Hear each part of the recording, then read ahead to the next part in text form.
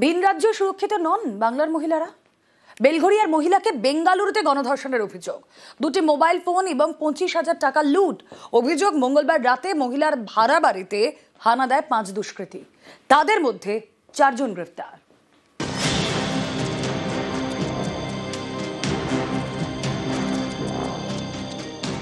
কর্ণাটকের বেঙ্গালুরু মঙ্গলবার রাতে এখানকার গ্রামীণ এলাকায় বেলঘরিয়ার এক মহিলাকে গণধর্ষণ করা হয় বলে অভিযোগ।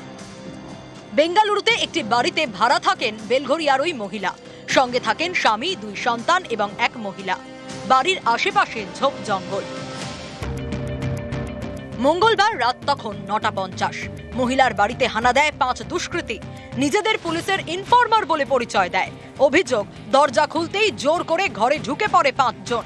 একটি ঘরে মহিলাকে টেনে নিয়ে যায়, সেখানেই গণধর্ষণ করা হয় বলে অভিযোগ। দুটি মোবাইল ফোন এবং 25,000 টাকা নিয়ে চম্পট দেয় দুষ্কৃতীরা। রাতেই পুলিশের কাছে অভিযোগ জানান মহিলা। Based on the call what we received at 12:39 in the night, the senior most officers and the local officers, we have arrived there and attended to this particular case. Essentially, it's a case of gang rape along with dacoity as well. Based on the gravity of this particular case, immediately we have ensured that a DSP rank officer is drawn for this particular investigation. Total 5 people who had come to this particular site when this offence happened.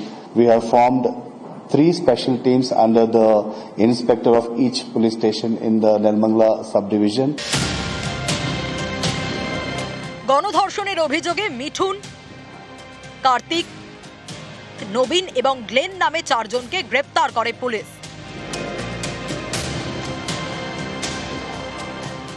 পুলিশের দাবি, ধৃতদের মধ্যে মিঠুন মহিলার পূর্ব পরিচিত। The victims in this particular case belong to West Bengal and the accused are from the local area. So in that particular area itself. So now we know the people who are behind it between 9:50 to 12:30 in the night, last night. So we need to interrogate them in depth. ಅಲ್ಲ, ಈಗಾಗಲೇ ಅವ್ರನ್ನ immediate arrest ಮಾಡಿದ್ದಾರೆ. 4 ಜನ arrest ಮಾಡಿದ್ದಾರೆ, ಇನ್ನೂ 2 ಹುಡುಕ್ತಾ ಇದ್ದಾರೆ.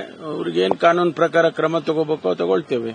ಕಾನೂನು ಶಿಕ್ಷೆ ಕೊಡೋದು ನಾವಲ್ಲ, ಶಿಕ್ಷೆ ಕೊಡೋದು ಕೋರ್ಟ್ ನಲ್ಲಿ ಕೊಡಬೇಕು। যেটা হয়েছে অত্যন্ত অন্যায় হয়েছে।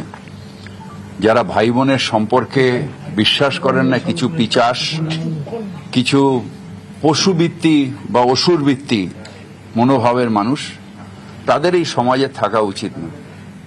আমি বিশ্বাস করি যে আইন কঠোর সাজা দিয়ে তাদের দেবে। একজন মহিলার একমাত্র পরিচয় তিনি একজন মহিলা, তিনি বাঙালি কিংবা তিনি হিন্দিভাষী এটা হতে পারেন। একজন মহিলা ধর্ষিতা হয়েছেন, ঘৃণ্য ঘটনা, যারা অপরাধী আছে তারা শাস্তি পাবেন। কামদুনির মতো মামলা অন্যদিকে ঘুরিয়ে দিয়ে তাদের বাঁচিয়ে দেওয়া হবে না। নিউজ 18 বাংলা।